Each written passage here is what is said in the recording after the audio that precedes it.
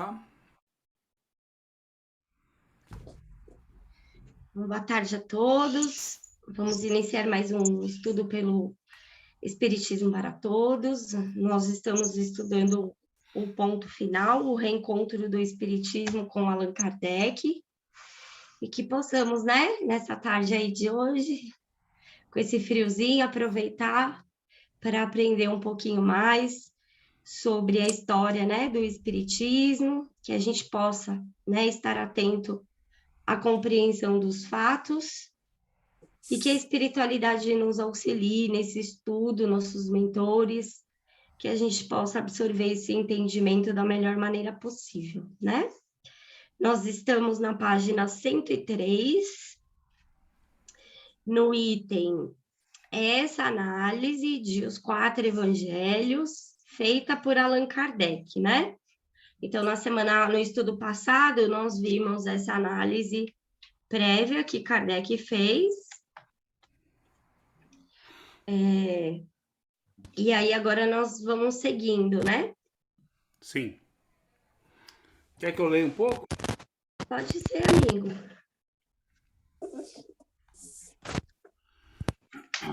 Então vamos lá. Essa análise de os 4 evangelhos feita por Allan Kardec. Equilibrada e lógica, afirma que a obra tem o mérito de não estar em nenhum ponto em contradição com a doutrina ensinada pelo Livro dos Espíritos e o Livro dos Médiuns. Essa afirmativa, para ser compreendida, precisa da complementação que ele mesmo fornece no 4º parágrafo.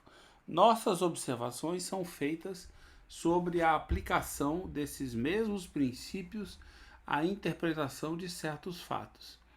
E mais a primeira frase do 5º parágrafo, que diz: nisso nada há de materialmente impossível para quem quer que conheça as propriedades do envoltório perispiritual. Referindo-se diretamente ao corpo fluídico,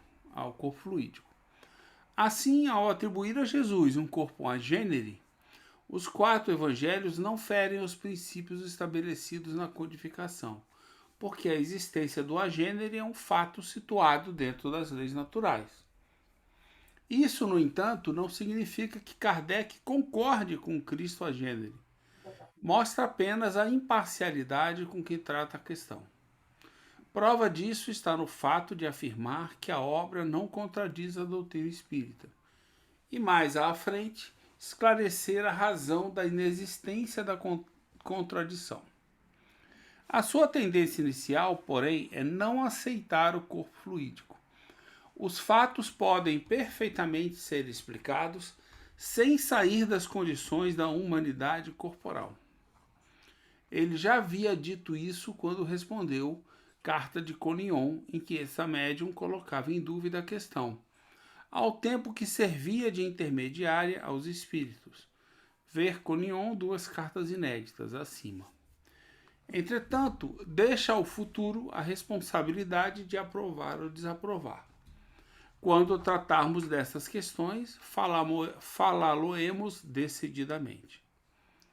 O codificador mostra as diferenças entre o seu evangelho segundo o Espiritismo e os 4 evangelhos de Rustang, ao dizer que preferiu a parte moral dos ensinos do Cristo, porque contém lições que jamais foram assunto para controvérsias religiosas. O que não aconteceu com Rustang, que julgou dever seguir um outro caminho. E o critica, em vez de proceder por gradação, quis atingir o fim de um salto. Para ele, Rustang e os espíritos que ditaram a obra poderiam estar enganados com relação ao corpo de Jesus, pois agiam de forma precipitada ao defini-lo como um agênere perfeito e, excepcionalmente, de longa duração, sem atentar para o fato da comprovação pela universalidade dos ensinos.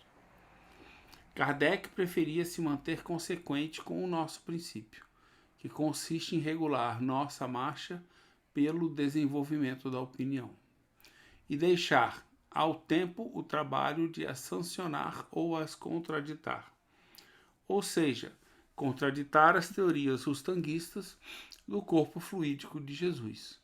da falsa concepção de Maria, etc. Essas teorias na obra rustanguista formam a base em que se apoia para a explicação de todos os fatos extraordinários ou miraculosos da vida de Jesus. E se fossem consideradas erradas, em falta de base, todo o edifício desabaria. Kardec não se importa, em absoluto, com o nome deste ou daquele espírito que assina os 4 evangelhos, como de resto em qualquer mensagem mediúnica. Porque a opinião de um espírito, seja qual for o nome que traga, tem apenas o valor de uma opinião individual. Uma vez que o critério, que sempre foi de Kardec, está na concordância universal, corroborada por uma rigorosa lógica. Vai além dizendo que já haviam sido feitas objeções sérias a essa teoria do corpo de Jesus. Por fim, Kardec condena a estrutura do livro, afirmando que certas partes são desenvolvidas muito extensamente, sem proveito para a clareza. Rustang deveria ter se preocupado com esse aspecto, que não é para desdenhar e contribui com algo para o sucesso, porque, limitando-se ao estritamente necessário, a obra poderia ter sido reduzida a 2 ou menos a um só volume, e teria ganho em popularidade. Mesmo entre os crentes de Rustang, muitos há que concordam com a prolixidade da obra e sua falta de clareza. J. Herculano Pires afirma que o texto de Os 4 Evangelhos funciona como um método hipnótico, à semelhança também de um redemoinho, sempre girando em torno do mesmo eixo. Tem uma nota aqui. Conforme o verbo e a carne. O verbo e a carne. Do Herculano, né? Algum comentário aí ou segue?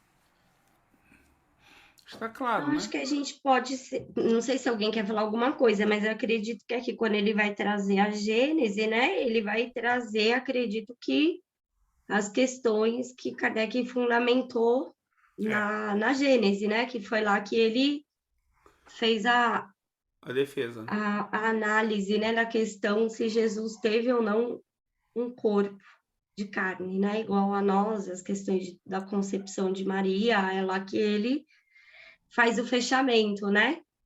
Perfeito, então vamos lá. A Gênese e o futuro. Ao dizer que quando trata da questão do corpo fluídico atribuído a Jesus, falou-ia de modo decidido. Kardec assumiu um compromisso baseado principalmente em 2 coisas: nos ensinos a serem colhidos dos espíritos e na possível sanção do controle universal, que esses mesmos documentos poderiam fornecer. Esse é o compromisso que vamos cobrar do codificador, já que resolveu deixar ao futuro uma decisão, futuro do qual ele mesmo poderia ser personagem importante. Pode-se reafirmar com bastante segurança que Kardec inicialmente era refratário à ideia do corpo fluídico de Jesus, preferindo acreditar que esse corpo teria sido de carne. Era essa a sua opinião, antes mesmo que Rustang surgisse no cenário. No entanto, ele mudaria de opinião se os fatos dos quais era humilde escravo mostrassem que estava errado. O fato, porém, de não haver apoiado peremptoriamente a obra desagradou imensamente a Rustang e aos seus adeptos, que passaram a criticar abertamente o codificador, o que se mantém até os dias atuais. Logo no ano seguinte à análise que fizeram da obra rustanguista de 67, mês de janeiro, Kardec publica na Revista Espírita uma carta de Rustang, na qual, com breves palavras, informa sobre um erro de revisão havido em Os 4 Evangelhos e faz as devidas correções. Atente-se para o seguinte detalhe. Kardec apresenta a carta lacônico, dizendo: o Sr. Rustang de Bordeaux dirigiu-nos a carta seguinte, pedindo a sua publicação. Cumpre assim seu dever moral enquanto responsável pela publicação de um veículo de imprensa. Não faz nenhuma referência à obra, não diz que ela, passados 6 meses do seu comentário, merecia melhores atenções ou outra coisa qualquer. Há um silêncio do codificador sobre a obra e sobre o assunto. Esta poderia ser uma ocasião propícia para dar força aos trabalhos do Sr. Rustang. Kardec talvez não tivesse chegado a conclusão alguma, ou quem sabe estava preparando estudos mais detalhados a respeito. Esse silêncio, de qualquer forma, é sintomático. Daí para frente, o silêncio cairia de forma definitiva sobre a figura de Rustang, que não mais retornaria à revista espírita enquanto Kardec fosse vivo. O mesmo acontece com a médium Emily Collion, que não vê mais nenhuma mensagem de sua autoria mediúnica publicada na revista. Ambos deixam de figurar no principal órgão da imprensa espírita mundial, e nem mesmo quando Kardec faz referências a qualquer fato ocorrido em Bordeaux, menciona alguma coisa sobre o primeiro ou sobre a segunda. As mensagens mediúnicas, no entanto, continuam tendo lugar de destaque na revista, mas nenhuma delas vem com o selo da médium Collion. Em cartas particulares, no entanto, Kardec e Collion continuaram mantendo o relacionamento cordial e, de certa forma, com demonstração de afetividade e consideração por parte dos dois. É certo dizer que Collion confiava em Kardec e por ele tinha grande respeito. Publicamente, ela nada escreveu sobre a apreciação crítica que Kardec fez do livro Os Quatro Evangelhos. Sob a teoria do corpo fluídico de Jesus, entretanto, o silêncio de Kardec foi quebrado pela publicação do livro A Gênese, em 68. Ali ele define sua posição sobre o assunto e esclarece as razões que o levaram a isso. É contra o corpo fluídico, responde decididamente, reafirmando que os fatos podem ser explicados sem sair das condições da humanidade corporal. Não aceita o Cristo com um corpo diferente das criaturas encarnadas, porque não vê nenhuma vantagem nisso, e porque o agênere, como ele entende e explica, não poderia resistir por uma vida inteira às adversidades da vida de um mundo como a Terra, cheio de surpresas, agressões e dificuldades. Há ainda o detalhe moral, que para Kardec assume a posição de destaque. O corpo fluídico forçaria o Cristo a uma vida de saltimbanco e prestidigitador, de artista, preocupado em não ser visto através do cenário, sob pena de perder o respeito e a admiração. Kardec vê, pois, pelo aspecto científico e pelo moral, e em ambos decide por um Cristo vivenciando a realidade do exemplo em corpo de carne. De 1866, quando realizou a análise referida da obra Os Quatro Evangelhos, até 1868, quando lançou a primeira edição de A Gênese, Kardec estudou o assunto com algum interesse. Teria tido tempo de analisá-lo em seus diversos ângulos? A posição firme e decidida, como tratou, demonstra que sim. Caso contrário, deixaria de se manifestar criticamente e manteria a opinião de quase neutralidade exposta na Revista Espírita. E mais ainda, não seria agora que iria contradizer a posição assumida e demonstrada em todos os seus estudos, a de ouvir o parecer de diversos espíritos. Depois, ao lançar a segunda edição de A Gênese, fez questão de afirmar que nada havia sido alterado com relação à primeira. Em assunto de muito maior importância, como o da reencarnação, Kardec manteve-se silencioso até a perfeita concordância, inclusive contrariando aquilo que ele mesmo pensava sobre essa tese. Era de seu caráter não avançar qualquer conclusão. Por isso, seu parecer sobre o corpo fluídico de Jesus tem o mesmo peso que sobre outros assuntos. Os discípulos de Rustang, com este à frente, acusam Kardec de enganar em relação à universalidade dos ensinos dos espíritos, pois não teria cumprido esse critério em todas as situações. Desdenham até mesmo da validade e da universalidade dos espíritos, dos ensinos. Mas essa posição só foi tornada pública após a desencarnação do codificador, razão pela qual ele não pôde responder. Erram duplamente, por não ter oferecido a oportunidade de Kardec responder em vida e por tratar de um aspecto fundamental da ciência de observação utilizada pelo codificador. O Espiritismo superou a casa dos 150 anos de existência e venceu um período secular de profundas descobertas científicas e tecnológicas. No entanto, seus princípios básicos continuam inamovíveis. Mustang permanece no campo da opinião. O raciocínio de Kardec está assim desenvolvido. Jesus é um homem e, como homem, tinha a organização dos seres carnais. Mas como espírito puro, destacado da matéria, devia viver a vida espiritual mais que na vida corporal, da qual não tinha as fraquezas.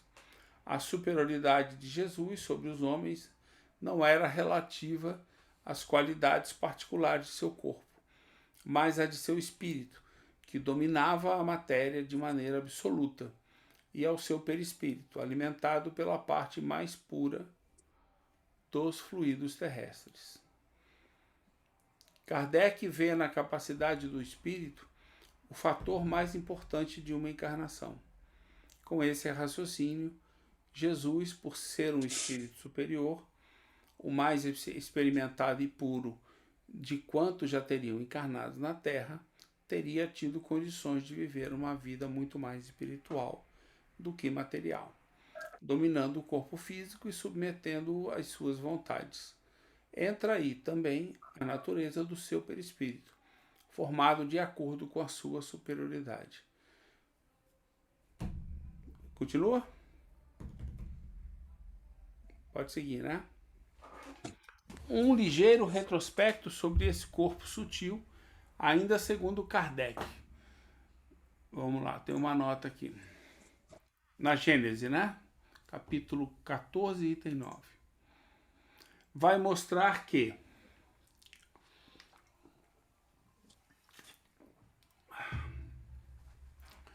o perispírito está sempre em relação com o grau de adiantamento moral do espírito.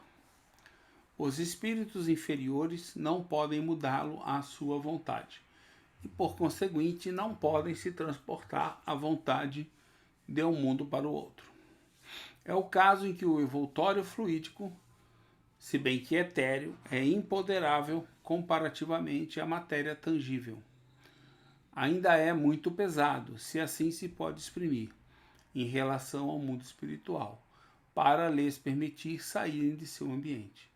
Será preciso classificar nessa categoria aqueles cujo perispírito é bastante grosseiro, para que eles o confundam com o corpo carnal, e que, por essa razão, acreditam estar sempre vivos. Estes espíritos, cujo número é grande, permanecem na superfície da Terra, tal como os encarnados, acreditando sempre ocupar-se com os que estão habituados. Outros, um pouco mais desmaterializados, entretanto, não o são o suficiente para se elevar acima das regiões terrestres. Os espíritos superiores, ao contrário, podem vir aos mundos inferiores e mesmo aí se encarnar.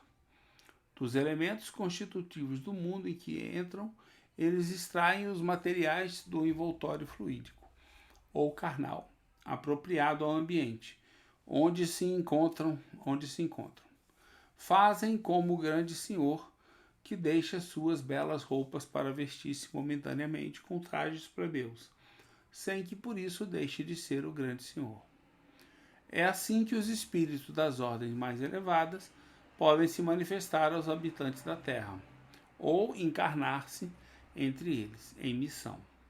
Tais espíritos trazem consigo não o envoltório, mas a lembrança por intuição das regiões de onde provém, e que vêm no pensamento. São como videntes no meio de cegos. Jesus se enquadra perfeitamente entre os espíritos superiores citados. Kardec o vê nessa condição com toda tranquilidade. Uma contradição de certas obras que defendem a tese do corpo fluídico de Jesus aparece exatamente aqui. Neste ponto, opinam que os espíritos da condição de Jesus jamais encarnam. Uma dessas opiniões diz assim: conforme registrado no livro mediúnico Universo e Vida, do médium Hernani T. Santana, sob a assinatura do Espírito Áureo. Os Cristos, espíritos puríssimos, não encarnam. Não têm mais nenhuma afinidade essencial com qualquer tipo de matéria, que é o mais baixo estágio da energia universal. Para eles, matéria é lama fecunda, que não desprezam, sobre a qual indiretamente trabalham através dos seus prepostos, na sublime mordomia da vida, mas coisa com que não podem associar-se contextualmente, muito menos em íntimas ligações genéticas. Eles podem ir a qualquer parte dos universos e atuar onde lhes ordene a vontade todo-poderosa de Deus Pai. Podem mesmo mostrar-se visualmente, por imenso sacrifício de amor a seres inferiores e materializados. Nossa, tô vendo eu e a Juliana aí. Indo até o extremo de submeter-se ao quase aniquilamento, de tangibilizar-se à vista e ao tato de habitantes. Juliana, vou lhe ajudar. Aí, habitantes do mundo, inferiores como a Terra, mas não podem encarnar-se, ligar-se biologicamente a um ovo de organismo animal, em processo absolutamente incompatível com essa natureza e tecnicamente irrealizável. Nossa, isso aí é a humildade suprema, né? Um ser desse é um ser humilde, supremamente humilde. Realmente, vou te contar. De onde, vamos lá, onde foram buscar é que eu não resisti. Desculpa aí, Juliana, mas estava muito clara a relação, entendeu? Ora, estudar também é rir. Vamos lá. Onde foram buscar essa tese de que os espíritos puríssimos não encarnam? Além da obra de Rustang, não é dito e nem há qualquer sinal de seu enquadramento na sanção universal das opiniões dos espíritos. Portanto, é preciso dizer que Kardec não concorda absolutamente com esta opinião. Com simplicidade, ele atinge profundezas, é mais feliz até nas imagens que usa para fazer-se entender. Tal a do grande senhor que deixa suas vestes ricas pelas pobres, mas continua sendo o grande senhor. Sem dúvida, essa sujeira, essa lama, em lugar de degradar, enriquece a experiência dos espíritos que reencarnam, sejam superiores ou não. No dizer de Kardec, já não é o caso dos que creem de acordo com a opinião transcrita acima. Questão de humildade, questão de orgulho. Retornando a Jesus, afirma o codificador. Tem aqui uma notinha.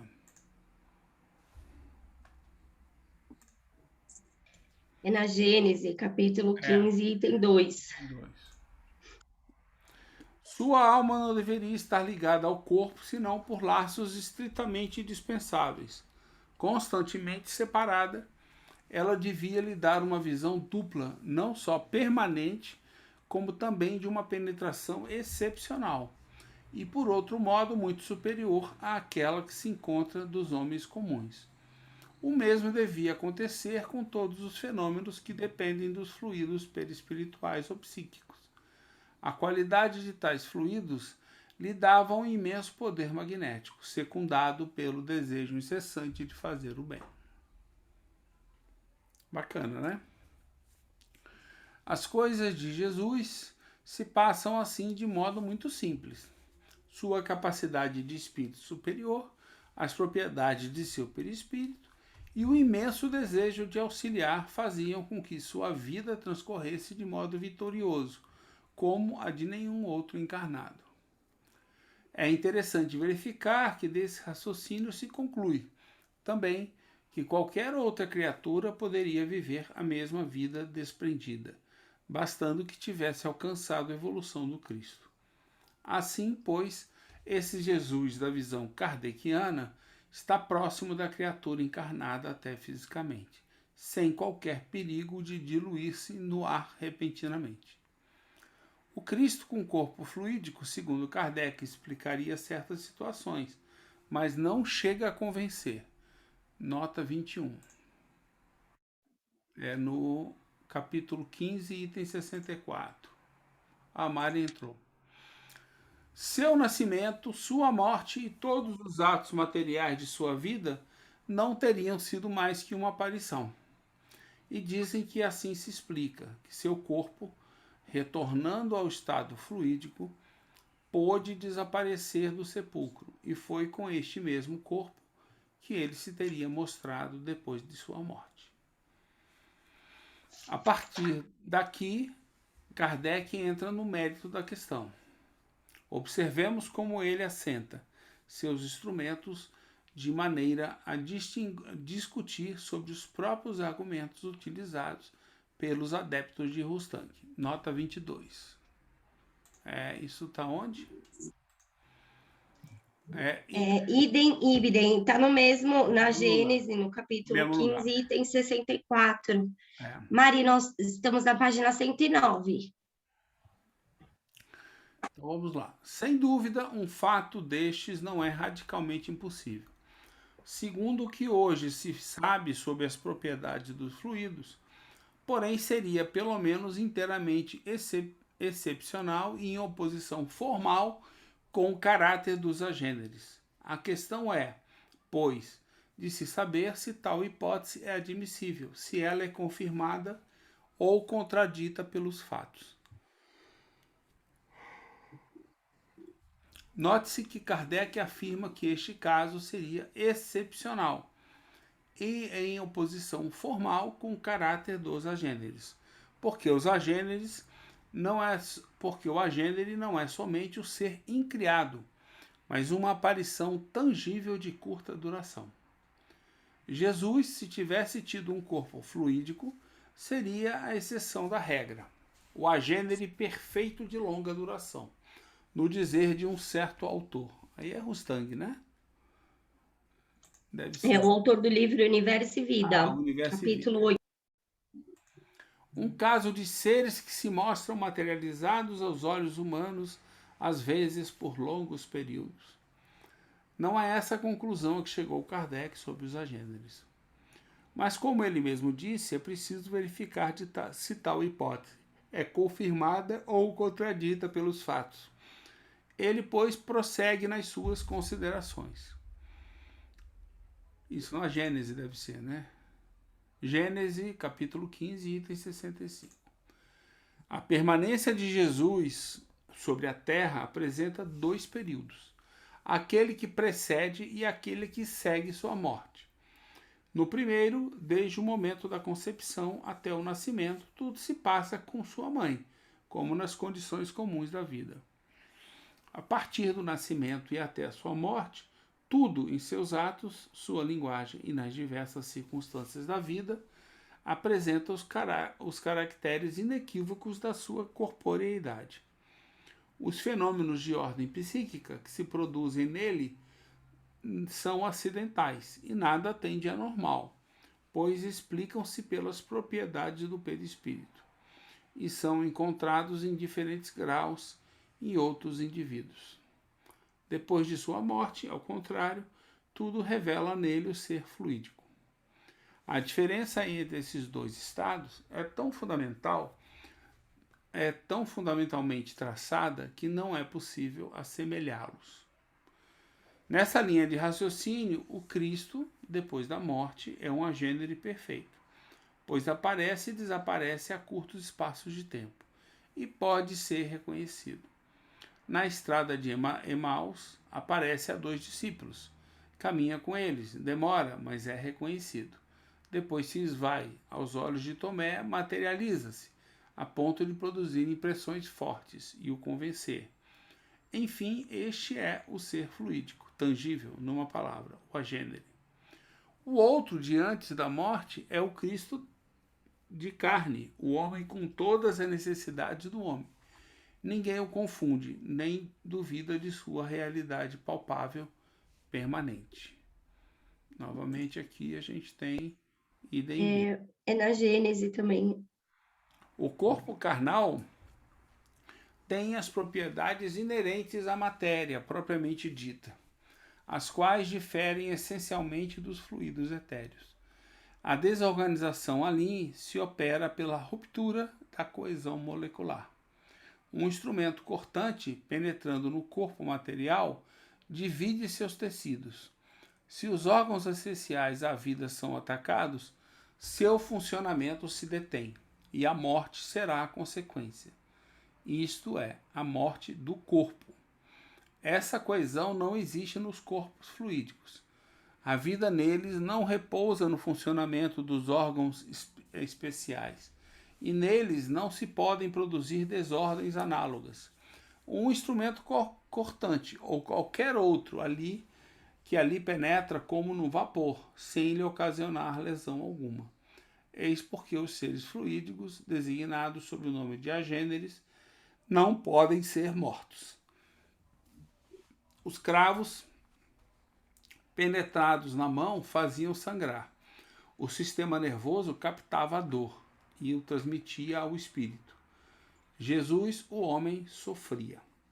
Depois do suplício, seu corpo lá ficou, inerte e sem vida. Foi sepultado como os corpos comuns, e todos puderam vê-lo e tocá-lo.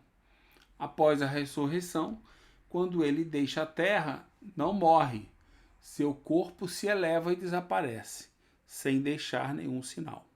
Prova evidente de que esse corpo era de outra natureza, que não aquele que pereceu na cruz. De onde será forçoso concluir que, se Jesus pôde morrer, é que tinha corpo carnal. Vamos lá. Em consequência de suas propriedades materiais, o corpo carnal é a sede das sensações e das dores físicas, que repercutem no centro sensitivo ou espírito. Não é o corpo que sofre, é o espírito que recebe o contragolpe das lesões ou alterações dos tecidos orgânicos. Num corpo privado de espírito, a sensação é absolutamente nula. Pela mesma razão, o espírito que não tem corpo material não pode experimentar os sofrimentos que são resultado da alteração da matéria. Daí será preciso igualmente concluir que, se Jesus sofreu materialmente, como não será possível duvidar, é que tinha um corpo material, de natureza idêntica à de todos.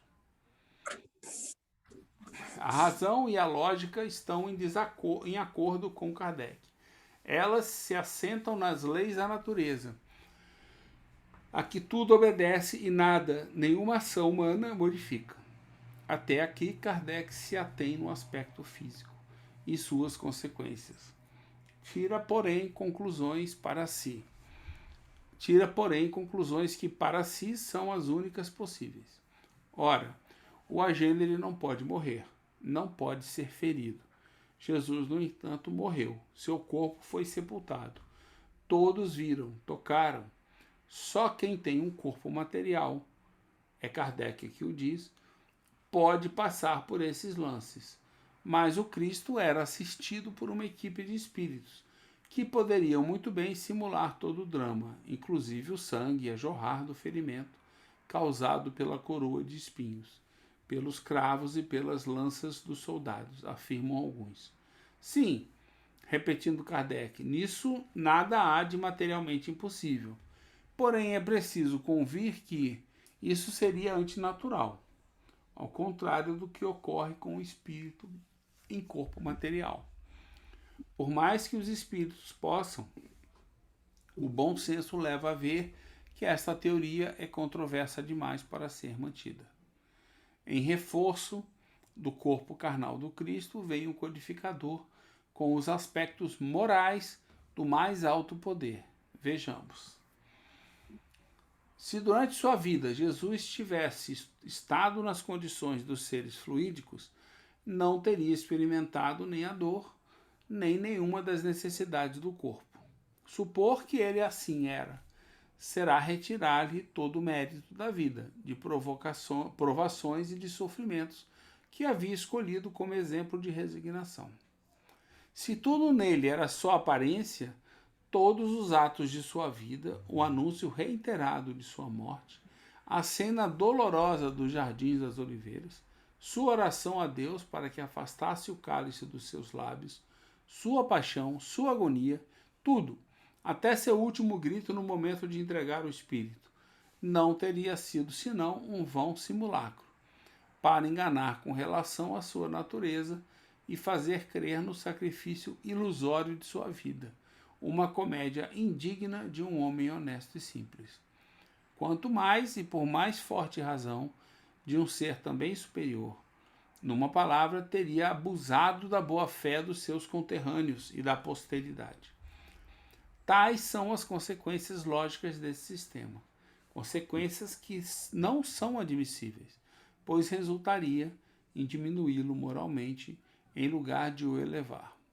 Jesus teve, pois, como todos, um corpo carnal e um corpo fluídico, o que é confirmado pelos fenômenos materiais e pelos fenômenos psíquicos que assinalaram a sua vida. Ao passar da análise puramente material... Amigo, acho que aqui é importante a gente parar um pouquinho, né? Que a gente já leu bastante. Alguém quer fazer algum comentário do que a gente leu? Eu achei que tá muito bem. Os argumentos são todos aí, né? Que a gente já tinha estudado na Gênese, né? Porque aqui todas as citações que ele usa de Kardec são referentes ao capítulo 15, né? Os milagres do Evangelho. É esse o capítulo que ele está fazendo referência. Só que quando a gente, né, estuda Gênese, no capítulo 14, é o capítulo dos fluidos. Então, ali Kardec vai trazer questões extremamente importantes e é o capítulo em que ele mais faz citações referente aos fenômenos, né, na Revista Espírita. Então, neste capítulo em especial, quando a gente estuda, ele traz, né, ver na Revista Espírita, artigo tal, ano tal, porque é importante a gente estudar os fenômenos que aconteceram, né, com Cristo, se reproduzirem e poderem ser observados, porque daí se observa o fenômeno, né, analisa-se os fatos e conclui-se as causas. E isso envolve a questão, né, moral, a questão do perispírito. Então, a gente, neste capítulo, a gente vê ele falando sobre todos os fatos que perpassam pelo Cristo, né? Que envolve a transfiguração, os agêneres, a dupla vista, a transfiguração, a questão da obsessão, as curas, né? Então, ele traz o estudo do fenômeno, né, pela Revista Espírita, e aqui ele vai explicar nesse capítulo fenômeno a fenômeno. Né? Ele traz fenômenos relacionados à cura, ele traz fenômenos relacionados à questão dos processos, a questão, né, dos agêneres, da transfiguração, não é isso? Então, a gente pode, né, porque o espiritismo, trazendo os espíritos, né, como forças vivas da natureza, ele tira as coisas do âmbito do sobrenatural. Mas quando a gente estuda a natureza, né, do Cristo, a gente consegue compreender a sua superioridade moral em todos os fenômenos, mas trazendo o entendimento para uma forma racional. E aqui nesse trecho que você finalizou agora, né, da página 111, é ali que Kardec está fazendo a conclusão. Então, ali, né, no capítulo 15, exatamente nesse último trecho, é a conclusão que ele chega. Jesus teve, pois, como todos, um corpo carnal e um corpo fluídico, o que é confirmado pelos fenômenos materiais e pelos fenômenos psíquicos que assinalaram sua vida. E principalmente quando ele traz, né, a análise de cima referente à questão moral. Então, Jesus simulou? Tudo foi uma simulação, né? Um sacrifício ilusório da vida, onde nós aqui vivenciamos tantas vicissitudes, tantas dificuldades. Então, que exemplo ele teria deixado para nós? Que ele não sofreu? Que aí perpassa por todas as questões, né? Os privilégios. E ele fala também no Evangelho, né, Ju, que ele não veio destruir a lei, né? Eu acho que também isso pode estar contido nessa explicação que você está falando aí. Então, porque Kardec é o que o Wilson fala lá, né? Na primeira análise, ele falando, pode, né, isso estar dentro das explicações dos agêneres? Pode, mas seria excepcional pela questão da duração, porque quando a gente estuda os fenômenos dos agêneres nas aparições, né, dos agêneres, é um fenômeno que ocorre muito rapidamente. Você não fica lá uma hora, né, conversando com a gênere. Então, quando ele vai trazer lá na Gênese, na parte, no item dos agêneres, ele vai deixar bem claro, né? Ele traz a explicação do perispírito, vai, né, trazer o exemplo da questão do vapor, né, que ele usa esse termo para que a gente possa compreender. Aí ele fala que as aparições tangíveis têm apenas a aparência da matéria carnal, mas não têm as mesmas qualidades na matéria, né?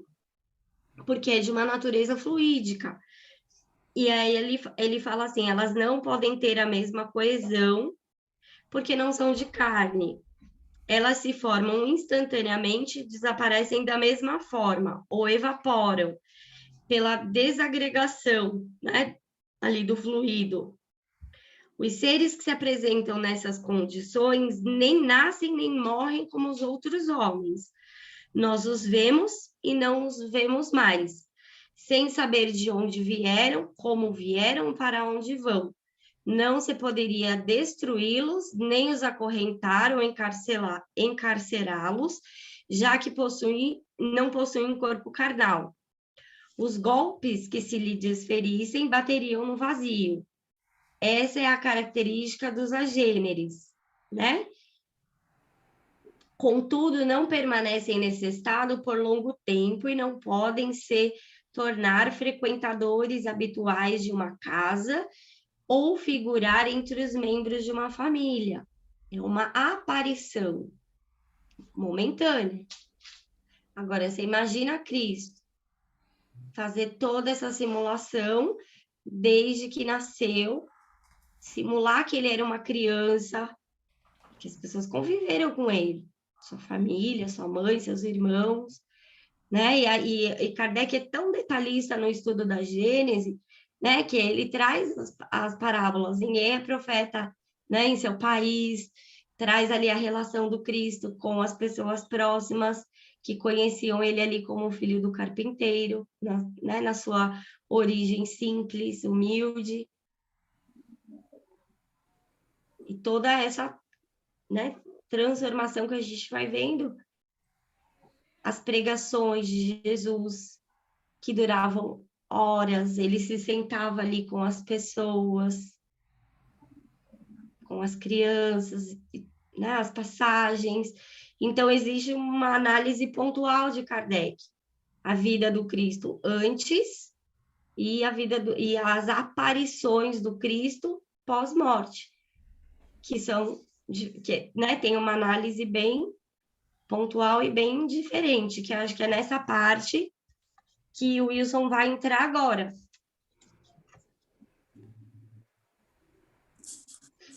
na questão, né, das aparições depois da morte de Jesus, que aí, assim, a gente vai conseguir compreender o que Kardec explana no capítulo 14 dos fluidos e as aparições que o Cristo teve depois da sua morte para os discípulos, para a Madalena, né?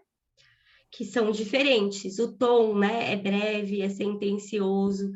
Eles não reconheciam o Cristo, que foi essa passagem, né, que você acabou de ler, que ele aparece, mas ele não é reconhecido. É totalmente diferente, né, dos fatos que são narrados com ele em vida, nos evangelhos.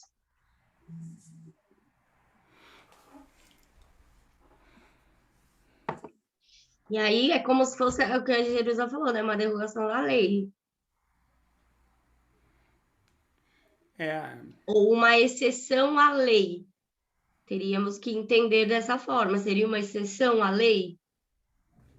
Porque está dentro do fenômeno natural, das leis.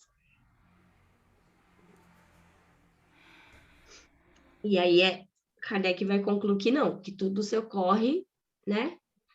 Tanto na questão do nascimento, que é ali que ele fala mais adiante, né?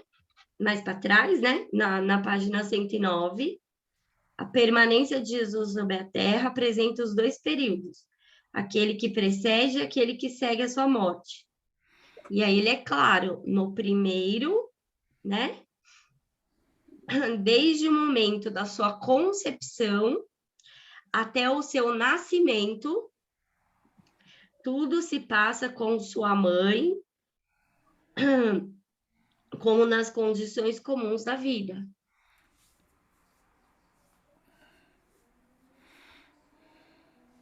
A partir do nascimento até sua morte, tudo em seus atos, sua linguagem, nas diversas circunstâncias da vida, apresenta os caracteres inequívocos da sua corporeidade. E aqui acho que é onde ele vai falar, né? Das questões das aparições.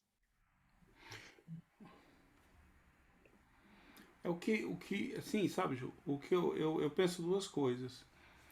Me questiono, né? Quer dizer, primeiro, assim, esse cara inventou uma história fantástica, né? Sobrenatural, fantástica, que qualquer pessoa veria como um romance. Mas teve um grupo de pessoas, na época eu acho que era pequeno, né? Mas teve um grupo de pessoas inicialmente pequeno que queriam acreditar nesse tipo de coisa. E que, obviamente, não usaram a razão, a lógica, nada disso. Apesar de você ter outras informações que contradiziam tudo isso plausivelmente, né? Vamos lembrar disso. Mas elas queriam. Aí isso foi trazido para os tempos atuais, ou seja, esse grupo de pessoas pequeno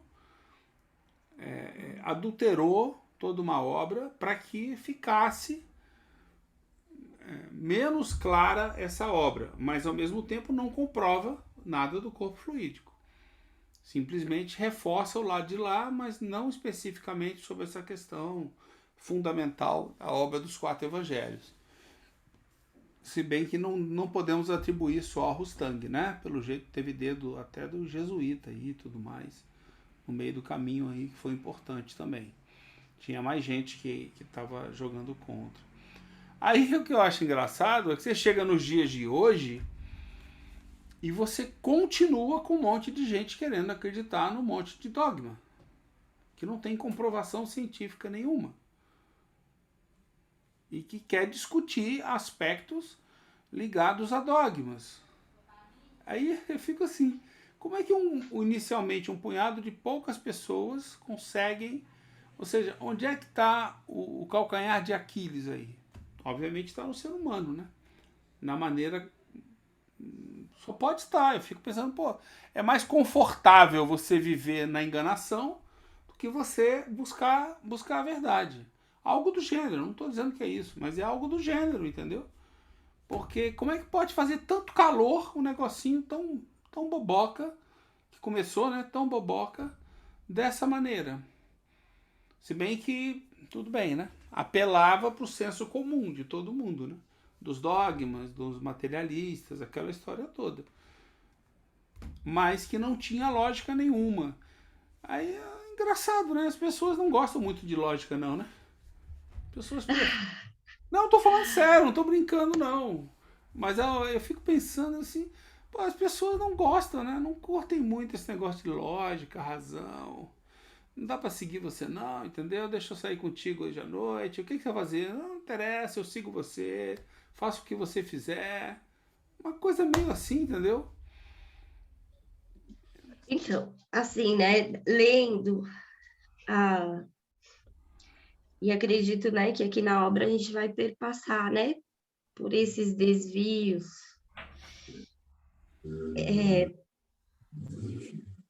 Eu fico refletindo, né, a questão que talvez vá de encontro com a própria crença que aquele indivíduo tem dentro dele, né, de questões dogmáticas, ainda que ele não conseguiu fazer uso da razão para superar, Não chegou. e compatível com essas crenças que existe dentro dele, então ele acredita, existe a questão, né, que a gente vai perpassar ali e ver os trabalhos mediúnicos dentro de um processo de fascinação, onde você se acredita como o escolhido para trazer uma verdade nova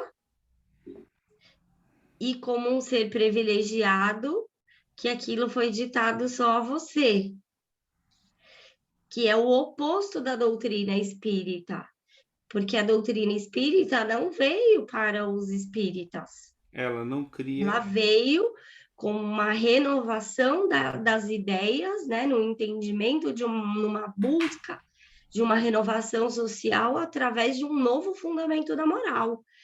E Kardec é muito claro na Gênese: o Espiritismo não trouxe a renovação social. Ele permeia, né? Ele ajuda no movimento regenerador pelas ideias que ele contribui, pelo entendimento que ele traz de Deus, da individualidade que sobrevive e o futuro da alma. Então, ele vai trazer um fundamento de uma moral na liberdade. Agora, quem está apegado às ideias do velho mundo, de ter poder, o que acontece se eu dar liberdade para essas pessoas? Liberdade de escolha. Elas saem debaixo do meu jugo. Não sou mais eu que determino o que é bom para elas, o que não é, o que elas podem ou não fazer. Porque é o princípio da fé cega, da obediência passiva, que Kardec trabalha tanto na Gênese, no Céu e Inferno, nas outras obras, que é um instrumento de dominação, porque eu não faço por medo, e o medo é fisiológico, Sim. né? E a própria conduta do Cristo, né, moral, ele vai dizer: eu não sou a carne, eu sou o espírito. Mas assim, eu continuo me espantar com a infantilidade do argumento. E esse tipo de argumento existe em vários lugares. E como a gente é, meu Deus, a gente realmente, tudo bem. Então, uma Porque evolução quando você lê o retardável. livro, realmente é o que Kardec fala, tem questões ali que você fala, não, isso, né, é compatível com o espiritismo, com o livro dos médios, mas o pilar, a base da Não tá teoria é a questão de um Cristo fluídico. Isso vai, né, ir de choque com a questão da reencarnação, porque se a reencarnação é somente para espíritos falidos que sofreram a queda, Não, vai. Não então por adianta. isso que Cristo não poderia encarnar, porque Mas ele é que era eu um tô espírito falando. que cresceu em mundos ad hoc, né? Mundos especiais, submissos, e ele era submisso aos espíritos que o conduziram. Então ele nunca errou, nunca faliu. É uma proposta oposta ao espiritismo, que Não é você muito. É que eu tô aprende falando. pela prática, através das reencarnações. Mas é que eu tô falando. Nada na proposta deles tem lógica. É tudo Sim, sobrenatural. É tudo dogmático. Entendeu? Aí o que me surpreende é o poder do ser humano de conseguir ter esse nível de apego ao sobrenatural e ao dogmático. Tudo bem, a gente está evoluindo, né? A única coisa que me aponta é que a gente estava num estágio onde era isso aí que tinha para hoje, né? E é isso que a gente ainda vive hoje, inclusive, diga de passagem, né? Hoje ainda existe muito disso. Pessoas que acreditam no dogmático sem lógica nenhuma por trás, sem razão nenhuma por trás, e não explicam nada com nada, mas continuam insistindo em querer viver no mundo que por acaso os agrada. Não sei como, mas os agrada, né? Porque agrada momentaneamente, não é possível que seja permanente. Que eu vou me sentir agradado o tempo todo. Tem vários momentos que você. Como é que você vive sem ter respostas? Né? Quer dizer, um dos motivos que eu larguei o cristianismo é porque eu não tinha respostas. E muita gente repete isso. Ah, eu não me senti mais confortável na minha religião porque eu não tenho respostas na minha religião. Nada me responde. Que era o que estava acontecendo em certos momentos do Espiritismo, né? Até que a gente viu uma luz no fim do túnel e voltou o Espiritismo normal. Aí as respostas estão todas aí para serem descobertas, finalmente. Porque mesmo no Espiritismo tinha coisa que não tinha resposta. Você tinha que acreditar no dogma que alguém disse naquele momento ou em um momento anterior. Porque. Então, mas com toda essa, você percebe que com toda essa proposta, né, que se fez de estudar a moral de Rustang como equiparada à proposta moral espírita, isso causou um falso entendimento dentro daqueles que procuram, né, o esclarecimento do que é o espiritismo, porque se estabeleceu o espiritismo, principalmente, e aí eu estou falando em termos, né, aqui no Brasil, Sim. se estabeleceu o espiritismo como uma religião, Porque o dogma, né? cheio de rituais, cheio onde as pessoas têm medo do obsessor. Não, Isso tudo foi consequência dessa ideia dos 4 evangelhos. É Do isso. fundamento da moral que Mustang propõe. É. E isso se foi se estabelecido de uma forma silenciosa, Camuflada. Agora, na Gênesis, camuflada. aí, aqui nesse livro de Wilson, ele coloca a posição de Kardec de uma forma bastante clara.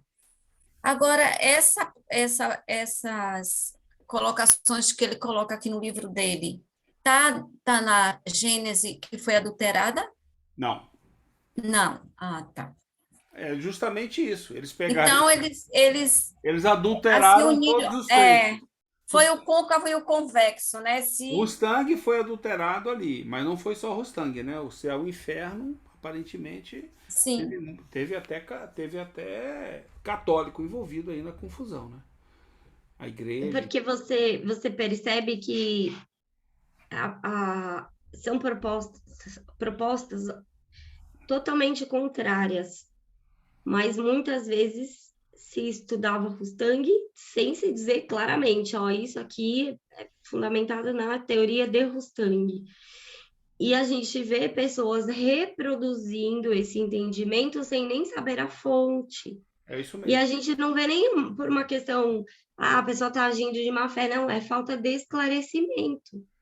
Foram enganados. Agora eu penso, né, a partir do momento que houve essa pesquisa da Simone, que se levantou toda essa questão, né, sobre o livro, a Gênese, depois a pesquisa do Lucas, do Nem Céu Nem Inferno, onde, né, o mínimo que a gente pode é estudar, é comparar, é buscar um entendimento do que é a proposta espírita, do que é o fundamento da moral de Rustang e tantos outros documentos que a gente vê, né?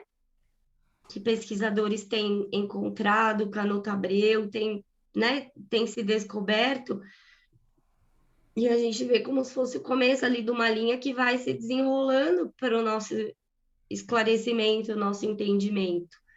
Mas ainda hoje tem gente que vive na fé cega. É melhor não falar sobre isso.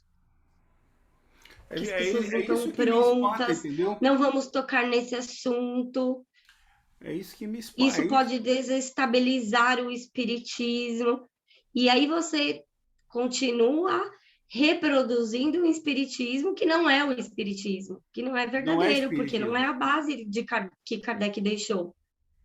Agora, essa pessoa que tem esse entendimento, no meu entendimento, ela tem a compreensão da gravidade do que se ocorreu numa adulteração.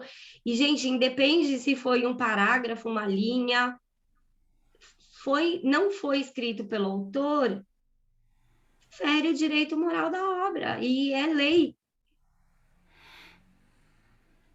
Não, pois Se, é.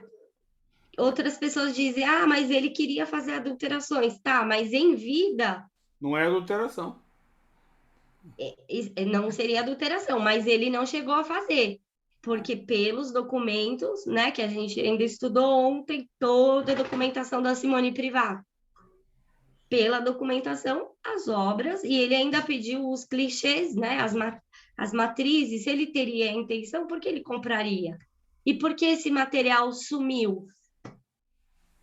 Né, que não deram conta. Então, são questionamentos que a gente se faz, e talvez a gente, né, o intuito, né, Não, a assim, intenção de cada um é subjetivo, mas o que a gente pode é pensar na nossa responsabilidade, sabendo de assim, tudo isso. eu não me espanto com a capacidade de um ou dois seres humanos fazerem algo parecido, mas o que me espanta é a capacidade de uma multidão, de uma população, um monte de gente cair no mesmo caminho, entendeu? E seguir cegamente nesse caminho. Essa é uma coisa que eu não achava que o ser humano era capaz de fazer isso por tanto tempo. Se bem que a prova está contrária, né? Porque depois de algum tempo, tá aí, né? Foi tudo Mas você descoberto e percebe veio à que tona. o Agora próprio está havendo Kardec uma mudança. explica essa questão das massas, de serem conduzidas do princípio da fé cega. É só um processo de emancipação, de amadurecimento do próprio espírito, e é exatamente o que você falou. É a razão que vai dizer para ele: este alimento não é mais compatível porque não me traz as respostas. Então, É, eu vou em busca de outro alimento, de outra resposta. isso não resolve mais o meu dia a dia, a minha vida. A Exatamente, vida isso encarnada. não me traz entendimento, É, né? É a própria razão que vai dizer: esse alimento não me serve, porque é deste processo que Kardec está falando, né? Os sinais dos tempos, os tempos são chegados. É esse processo de busca interior que veio nos homens ali no período, né? Que surgiu o espiritualismo racional. O que o dogma me diz não me serve. Rompeu-se porque a ciência emancipou. O que o materialista diz também não me serve, porque ele me propõe um vazio, né? Na minha alma, ele não traz as respostas que preenchem a alma. E aí surge todo esse espiritualismo racional, que foi abafado, né? é Depois por verdade. uma questão política. E hoje a gente consegue ter esse resgate, esse entendimento de quando Kardec fala: o espiritismo surgiu no momento, né, em que a razão buscava outros alimentos, outras verdades, outras É bem explicações, lembrado. outro entendimento. Mas isso não, né, se a gente pensar em termos de, né, daqui do nosso planeta Terra, cada um caminha num grau de busca diferenciado. Nem todos, né, vão chegar. É verdade. Nem Lembrado. todos vão chegar, não, nem todos chegaram, todos vão chegar, na verdade. A maioria não vai chegar junto, né, Ju? Não. E aí, é o que, né, a gente vem Cada um no seu estudando. tempo, Aquele né? que compreendeu tem a responsabilidade moral de ajudar aquele que não compreendeu, porque ele só vai compreender quando ele desenvolver a razão dele. É pelo E ele tem o estudo, o direito, como esclarecimento nós temos o dele. direito. Cada um tem o direito de passar pelo mesmo caminho. A gente tem que lembrar disso. É, bom, vamos ao lado positivo, né? Já foi tudo descoberto, tá tudo aí. Agora, se... Nossa, eu brinco, né? Eu falo, gente, eu me sinto assim, Mas é verdade. feliz em estar vivenciando essa oportunidade de estudar, porque eu não acredito que em outra vida eu já era espírita, né? Pelo tempo que surgiu o espiritismo, talvez possa estar enganada, não sei, né? Uma hipótese, mas já nessa vida ter a oportunidade de ter tanto esclarecimento, né? De ver tanta, tanto entendimento que a doutrina espírita nos traz. E consolo também, né, Ju? Nossa, muito Consolo. consolo, né? Mas o espiritismo verdadeiro, né? Aquele que É, Kardec fala, aquele que se dá o sim. trabalho, né? Porque em situações difíceis, né, da minha vida, que eu fui buscar respostas, né? As respostas que eu tinha encontrado eram muito parecidas com o dogma. Justamente. E aquilo não satisfazia a minha razão, aquilo me entristecia, né? É verdade. Agora, esse espiritismo que a gente tem, né, buscado um entendimento, buscado compreender e fortalecendo esse entendimento, que eu acho que isso é importante também no grupo, né? É. A única coisa, assim, meio chata, assim, foi ter conhecido Satira, né? Essa parte, essa única. Não podia ficar sem essa aí. Não, na hora eu falei, pronto. O retorno. O É retorno. brincadeira, é brincadeira. Não, mas realmente faz parte, né? Isso aí tem que ir devagarzinho e afinal de contas que são poucos anos, né? Ou algumas décadas, nada, né? Então vamos com calma que tem muito pouco tempo, né? Temos muito. Eu penso que sim, né? Que essa vida nossa aqui é um tiquinho de nada, é um pontinho Não, aí pois é, perto e se do... você olhar 150 anos também não é tanta coisa assim, né? Olhando pelo Muito aspecto pouco. certo é muito pouco. É um início. Continuamos no início, né? Continuamos iniciando a coisa. Mas é exatamente, né? O que eu gostei, me identifiquei muito com o tema, com o título, né? O reencontro do Espiritismo com Allan Kardec. Que é como a gente tivesse a oportunidade de estar, Nossa, né, é verdade. reestudando, compreendendo, com um olhar mais maduro, com uma maturidade diferente. Porque até a gente ontem conversou, né? Ah, tem pessoas que falam, mas isso estava sempre lá. Não, não estava exatamente assim. Mas será que todos tinham, né, essa leitura, essa forma de compreender? Não sei. Ou, Não, ou não tem tem. pessoas que falam, a adulteração, eu não Não, as vejo pessoas não têm, as pessoas não têm, algo como um significativo.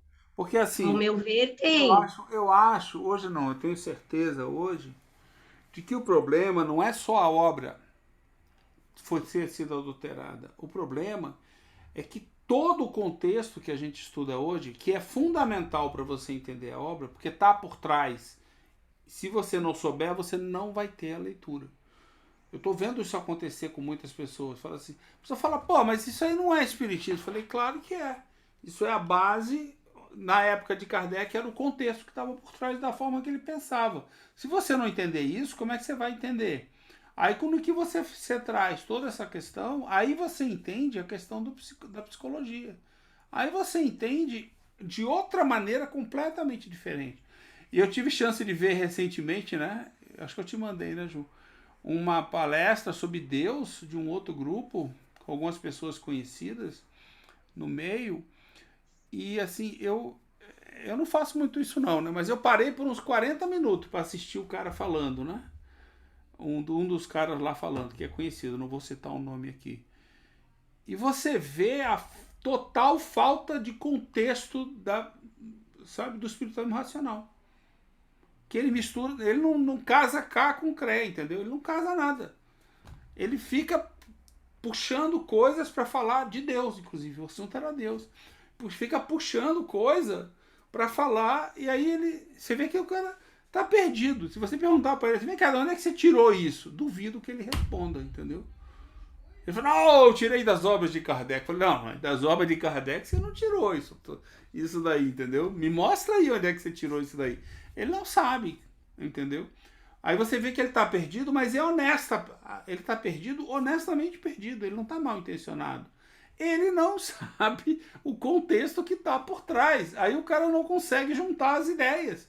Ele pula ideias importantes e fala, meu Deus, agora é só falar isso. Não, o cara vai lá e interrompe o pensamento e vai para outro lado, completamente diferente. Porque não tem conexão. Ele não achou uma lógica ali. E aí eu falei, pô, tá aí, ó. Tá aí a falta que faz você ter um estudo, você conhecer o contexto, saber como as coisas aconteceram. Então foi muito mais que adulterar 2 livros. Foi você retirar todo esse pensamento, acho que pior que a adulteração, foi tirar da academia essa filosofia, né? Isso foi um prejuízo muito maior para o mundo do que você... Né? Porque imagina quantos frutos ela teria dado em outros lugares. Esse contexto é muito importante. Então assim... Mas sejamos otimistas, né? Só foram 160 anos, então... Tamo aí, tá na área. Nem 160. Para nós até menos, né? Porque a gente menos. aí ainda tá bebê. Foi menos. Na verdade, foi 70, foi... tá por aí, 140 anos mais ou menos atrás. Então, estamos começando ainda. É o que você falou. Começamos bem, né? Até que não podemos reclamar, né? Se olhar, a gente já estamos nesse entendimento. Eu me sinto feliz. Na primeira vida subsequente, a gente já está com esse... então, vamos ser otimistas. Mas a capacidade e a incapacidade do ser humano continuam me surpreendendo. Assim, são extremos muito grandes, entendeu? Na minha opinião, são extremos muito grandes. Eu entendo que cada um tem seu nível de evolução, mas quanto mais eu aceito, mais assustado eu fico no dia seguinte. Porque eu achei que já tinha chego no extremo. Não, ainda tem mais, dá para ir mais fundo. Falei, meu Deus do céu, vamos embora então. Não. Satiro, Oi. Eu penso assim, olha, o fato de terem seguidores, né, em acreditarem no corpo fluídico de Jesus, a gente pensa assim, olha, o Espiritismo, ele caiu em grupos que tiveram formação 100% católica. Sim. E a formação católica acredita o quê, Satiro? Que Jesus é Deus. Pensa bem, Jesus é Deus. Então, caiu como uma luva para alguns grupos espíritas, tamanha distância que viam entre eu e Jesus. É tão grande que nós não podíamos vê-lo como um homem comum.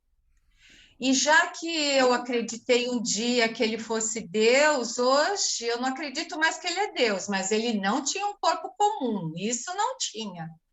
Você percebe que já evoluiu um pouquinho? Assim? Porque eu lembro, Satiro, na minha juventude, que saiu na revista, que se eu não me engano é o Reformador, esse negócio de corpo fluídico de Jesus. Sim, eu também vi. Da federação. Não, saiu da mesmo. Federação. Meu pai falava, olha o que estão falando aqui. Meu pai não tinha estudo nenhum e não aceitava isso, entendeu?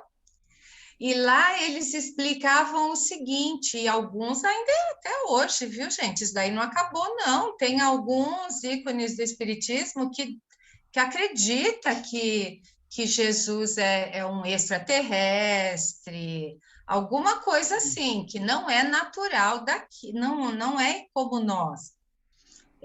Dizem esses que um corpo de mulher não teria condições de gestar, de conceber e gestar um espírito de tamanha grandeza, com tamanha luminosidade. Né? Isso daí... Ia virar um vagalume com a barriga para frente. O Stang deve falar alguma coisa assim, porque são esses os argumentos, né?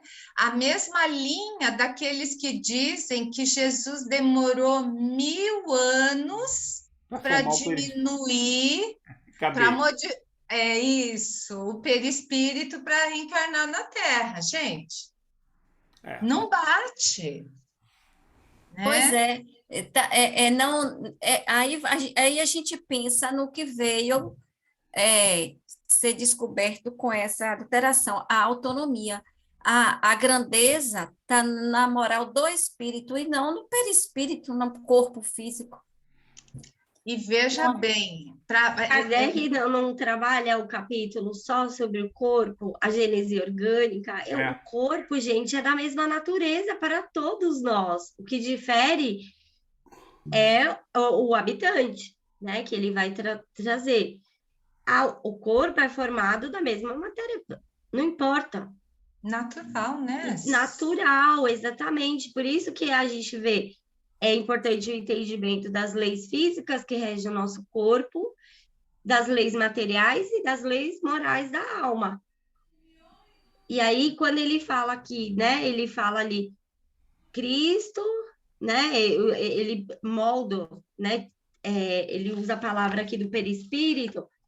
Gente, não tem essa questão. Ele pega a matéria do fluido de acordo com o planeta que ele vai...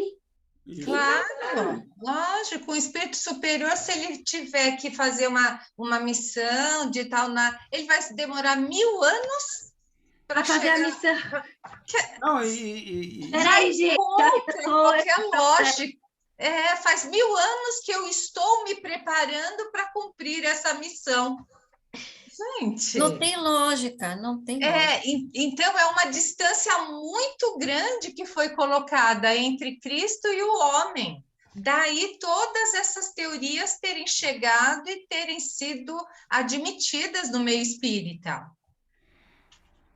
Sabe? Essa questão do conhecimento, do contexto, gente, é importantíssimo. A questão de distinguir a fisiologia do corpo e a do espírito é outra questão fundamental, né? Para entender aonde que o espírito atua sobre o corpo. Veja bem, olha, eu já era espírita há 50 anos, quando Paulo publicou a Revolução Espírita, e eu li a Revolução Espírita e querendo entender qual era a revolução que o Espiritismo trouxe. E não entendia, gente, eu confesso, entendeu? E o Paulo foi várias vezes no centro, até que um dia eu tomei coragem e falei, Paulo, qual é a revolução que o Espiritismo trouxe? Entendeu? Para chegar à moral que teve como, né, da ciência e da filosofia, né, consequência moral. Então, a moral trazida pelo Espiritismo, que é a revolução dessa doutrina. E hoje você não fala assim, nossa, é tão lógico isso. Nossa, é tão óbvio. Como que eu não entendi? Mas é porque a gente tinha um espiritismo sabido, achando que sabia, mas que não tinha esse foco. A moral espírita era só ser bom, olha o Chico, olha o outro, olha como ele é bom. Percebe? Então, a gente tinha essa moral que a gente estava muito longe, tinha que correr atrás. Não é? Mas é isso daí, então. E quando o Paulo começou a falar em Rustang, o espiritismo é rustanguista, eu falei assim, não é, porque eu nunca ouvi falar em Rustang. Sabe, eu nunca li um livro de Rustang, nunca ouvi falar de Rustang. E é verdade, gente, muita gente tem a teoria de Rustang, mas não sabe que é Rustang. Acha que é Kardec. Eu tenho discutido os últimos meses com meia dúzia de amigos antigos do centro. Não dá nem vontade de discutir, porque eles fazem com tanta convicção Kardec, que é Rustang, se eu falo assim, meu Deus, e agora? Será que eu conto? Mas como assim? Eles são contemporâneos? Deixa outra pessoa contar, entendeu? Porque assim, aí não, tem hora que eu não falo, não vou contar, não. Eu falei, pois é, e aí você viu o jogo do Flamengo ontem, eu mudo de assunto, porque, pelo amor de Deus, entendeu? É tão óbvio, e a pessoa... Que eu não faço nem mais aquela pergunta que eu gosto de fazer, né? Vem cá, mas onde é que você viu isso em Kardec? Porque aí a pessoa vai ter que ir no livro e mostrar. E eu falo, não, nem mais a pergunta eu faço. Eu mudo de assunto, porque assim, eu falo, meu Deus, realmente o que eu vou dizer, né? E no final eu E, sempre digo, cara, vai estudar mais Kardec. Não, mas eu estudo. Eu falo, não, mas vai estudar Kardec de verdade. Tipo assim, pega o livro e vai estudar, abre, larga a apostila da FEB, larga os livros acessórios, sabe? Pelo amor de Deus, larga isso tudo, entendeu? E vai estudar. e a pressão, viu, Satiro, no centro espírita, ela é não hoje, viu? Há muito tempo. As pessoas traziam para você as apostilas da FEB para te falar: olha que legal, por que que o centro não segue essas apostilas? É da federação, sabe? Isso Assim, daí. eu acho um fato que hoje eu dou gargalhada, mas eu não percebi, né? É que eu sempre estudei as obras pela apostila da FEB. Mas ao Então, eu mesmo tempo, não. mas ao mesmo tempo, o que eu aprendi desde o começo? Quando você vai fazer um capítulo, porque eu dava aula, né? Eu não estudava, eu dava aula. Todo mundo dá aula com a apostila.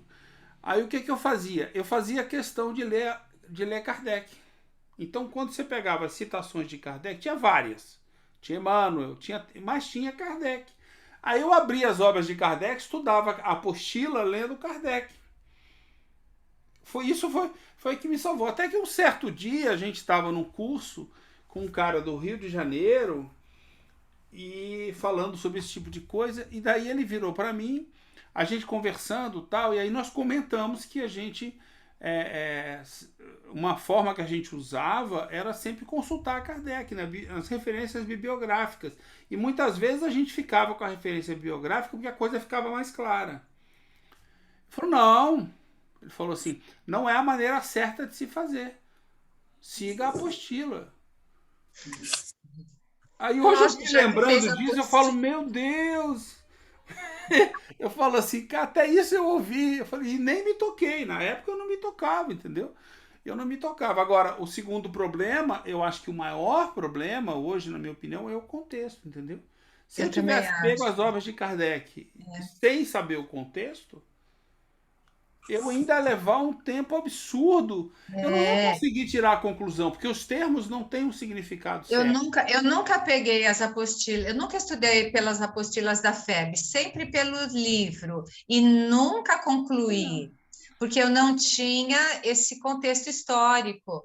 E mais do que o contexto histórico, né? É toda a evolução de um pensamento É toda humano, a né? evolução de um É pensamento humano. É a do filosofia. pensamento humano. Tirou-se a filosofia do homem. Você fala assim, mas Isso. isso é revelação. Amigo, se o que te faz entender é a filosofia que o homem criou, não vem com esse papo que tudo isso é revelação dos espíritos, porque não é. Não é à É toa o que próprio Kardec põe homem.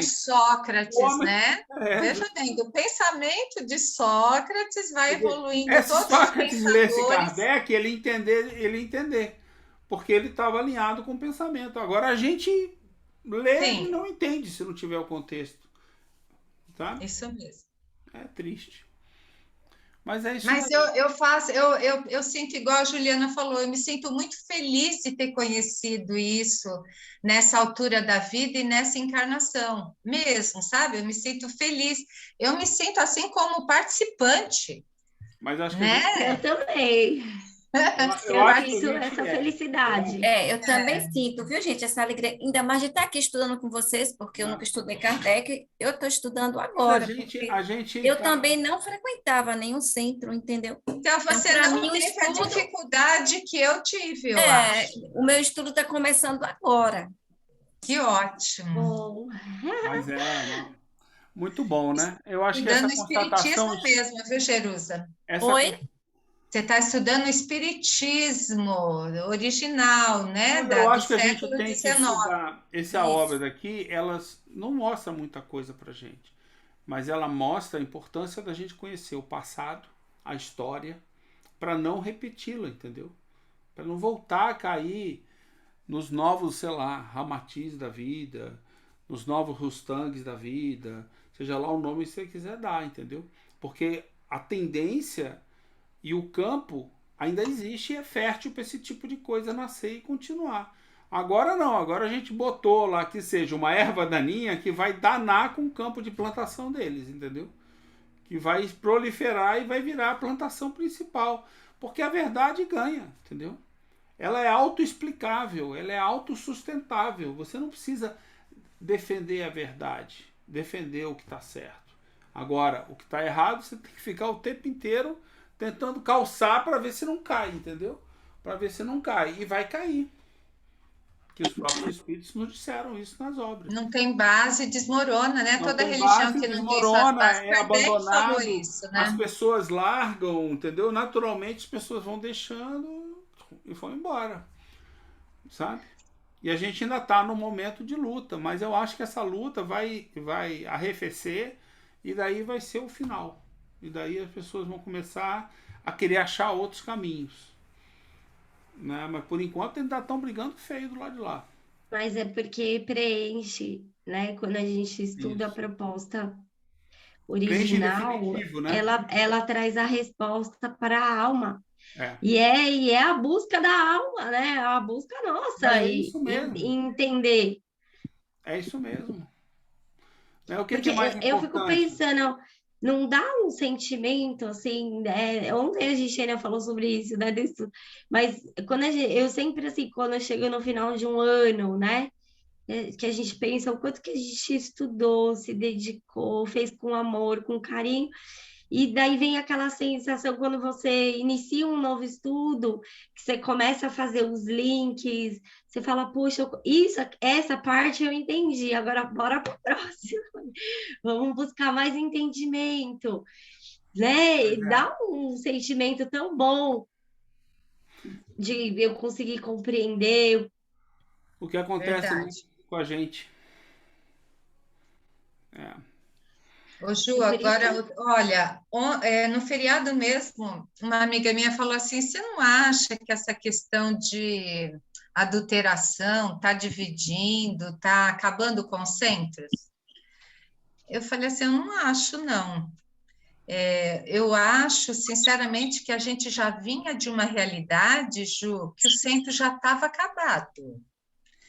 Porque não é de hoje que nós, coordenadores de estudo do Centro Espírita, a gente discutia todo ano, na hora de avaliar os estudos, a gente discutia por que começou com 50 e terminou com 5?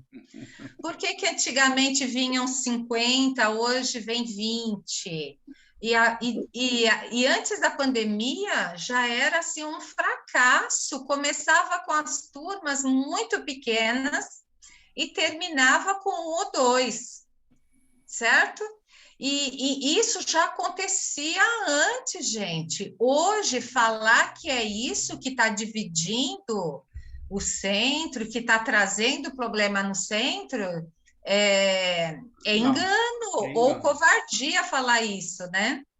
É covardia de quem não quer que saia daquilo. Eles não podem nem falar isso porque, assim, o meu centro, bom, não é mais meu centro, né? Mas eles retomaram todos os estudos, exceto o Livro dos Espíritos, que foram propostos, não foram propostos em cima de Kardec. E o Livro dos Espíritos é em cima da apostila da FEB. Mas que seja, é o Livro dos Espíritos. É a única obra que tem. Né? E as outras obras vão desde Divaldo, Joana de Ângeles até Haroldo. Estou falando sério, impressionante. Nenhum estudo colou. Teve estudo que teve zero interesse. Ninguém foi. E o Livro dos Espíritos, aqui aconteceu isso que você falou, agora está acontecendo. Foram 12 pessoas, eles falaram. Quase que eles não abrem. Falou assim, e eles estão morrendo de medo. Que falou assim, se antigamente nós tínhamos 80 e acabávamos com 15, com 12 vai acabar com quanto? Vai acabar, vai ficar só os coordenadores. Entendeu? Aí eu falei, olha, aqui a gente tem um problema parecido, mas é o inverso. A gente começa com 3, 4, 5 e no final tem 15, 20. É o caminho inverso. A gente vai agregando gente e a gente começa e vai agregando gente, normalmente. E quando aparece 80, infelizmente você ainda tem muita gente se enganando, entendeu? Querendo ver uma coisa que era do passado e que não vai, no nosso estudo não vai encontrar. Aí a pessoa. Mas essas pessoas não duram 6 meses. Elas duram 2 semanas, 3, some tudo. Desaparece todo mundo. Entendeu? De 80 É porque não fica entende também, viu, 25. Eu Satiro? falei, agora estamos com o número da turma, 25. E É vamos que a trabalhar. gente tem que entender que a gente não entende de uma hora para outra. Se a gente não tiver engajado no estudo, na pesquisa, Justamente. de procurar saber o que o outro está falando, você sai mesmo, porque você fica boiando, você não entende. Mas aí é que é. Ó, eu falo por mim. Quando a primeira vez que eu vi o Paulo falando da psicologia, eu falei, gente, do que esse homem tá falando? Que eu nunca vi isso na Se você não faculdade. vai atrás, você sai Não fora. é, mas é. E aí, ou você nega a ideia, tipo, isso não é para mim, Isso. porque perpassa por uma crença sua, não consigo, não vou conseguir. Essa é E uma é grande uma coisa barreira. interna que você tem que vencer e É, estudar e assim não ter vergonha, né, de buscar ajuda, de falar, ó, não estou entendendo, vamos retomar de novo, porque esse tema para mim é difícil. Talvez alguém aqui entendeu de uma forma diferente, pode me explicar. E a gente sim, mesmo, quantos anos a gente não ficou lá em cima do livro, estudando, debatendo? Eu penso isso, eu também penso isso, não, eu entendi assim. A gente sim, não ficou lá pelo menos 2, quase 3 anos estudando, sim. e até hoje a gente faz isso. É E é uma verdade. construção do entendimento, não adianta. Mas é isso daí. Então, É isso aí. vamos ver a segunda Então, parte nós da semana. paramos na página 212, é isso? Deve ser. Oh, 212, eu já pulei 100 páginas. 112. 112. Gente, eu não sei o que está acontecendo comigo, que eu tô Tá ficando assim. correndo, né? Não é? Lá no outro estudo também, troquei tudo. Ai, meu Deus. Não, é 112. A gente começa no primeiro parágrafo, né? Sim, Tá.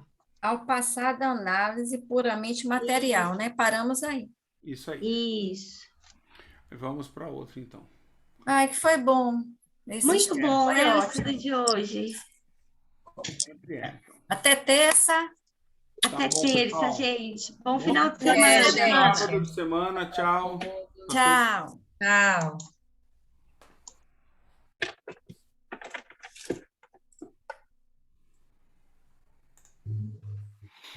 Não sei não.